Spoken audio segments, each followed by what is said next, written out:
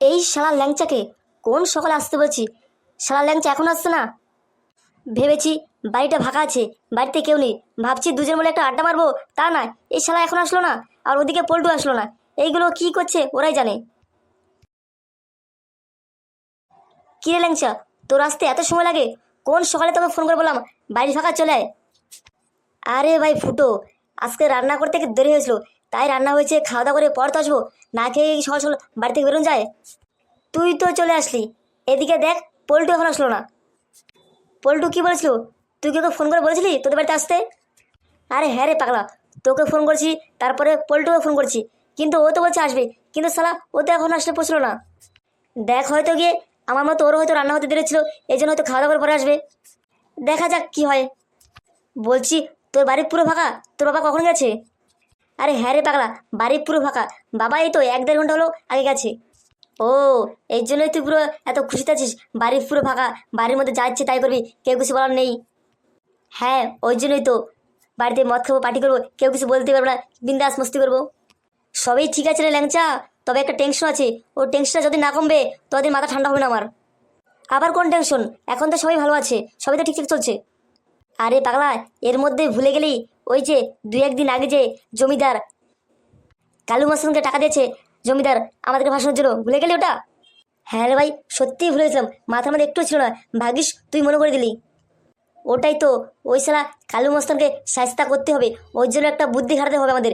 এই জন্যই তো তোদেরকে সরাসরি আসতে বলছিলাম। আমি তো এসে পৌঁছেছি, কিন্তু পল্টু তো এখন আসলো না। আরে ওটাই তো, একা কি প্ল্যান করা যায়? সবাই মিলে বসে একটা প্ল্যান করলে ভালো হয়। ওই তো পল্টু।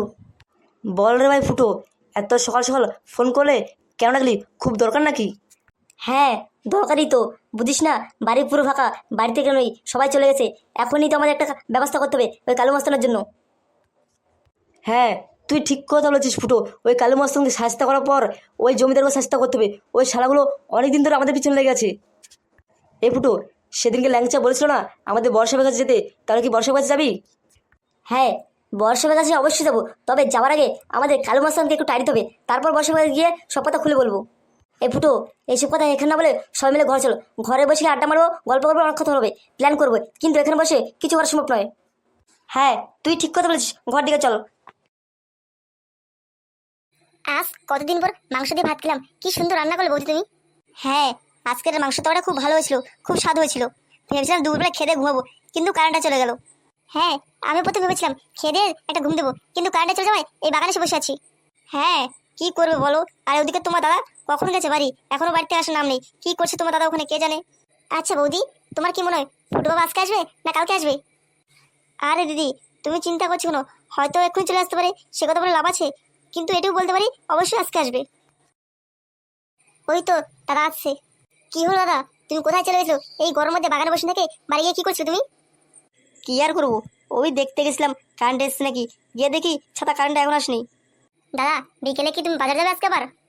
কেন রে, তোর কি সেলে দিতে হবে নাকি? না মানে, একটু আগে মাংস দিয়ে ভাত খেলাম তো, মাংস তরকারিটা খুব ঝাল হয়েছিল, তাই বলছিলাম কি বিকেলে যদি একটু ফুচকা নিয়ে দিতে, ছেড়ে আর কি। লুচি খাবি?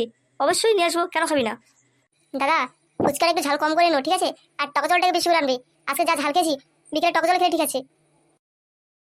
ও মা, এই দেখো ফুটোর বাবা এসছে। কি ব্যাপার শালাবু, কি খাওয়া দাওয়ার কথা হচ্ছে? আরে কি যে বলো জয়বু, তোমাকে রেখে কি সবকিছু খাওয়া যায় নাকি? এই দিদি বলছিল বিকেলে যদি বাজার যাই ফুচকা নিয়ে আসতাম। কি বলছো শালাবু, বিকেলে কি ফুচকা যাবে?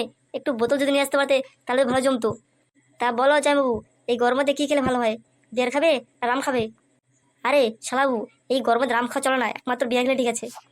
তোমরা দুজনে কি শুরু করেছো? কিসের বোতল হয়? বিকেলে ফুচকা আনবে বেশ করে, সবাই মিলে খাবো, ওটাই ঠিক আছে। জয়বাবু, ভাগ্নে আসেনি, তুমি একা আসছো। আর বলো না গো, তোমার ভাগ্নের কথা কত করে বললাম চল মামা বাড়িতে, কিন্তু ছেলেটা আসতে চাইলো না, কি জানি ওর মতি গতিটা কি, বলেছে কয়েকদিন বাদে আসবে। তা তোমরা সবাই এখানে বসে আছে কেন, বাড়িতে না বসে? আর বলো না গো জামাইবু, একটু আগে কারেন্ট চলে গেছে, কি করব, এই গরমে কোথাও বসে থাকা যায়, তাই বাগানে চলে আসলাম।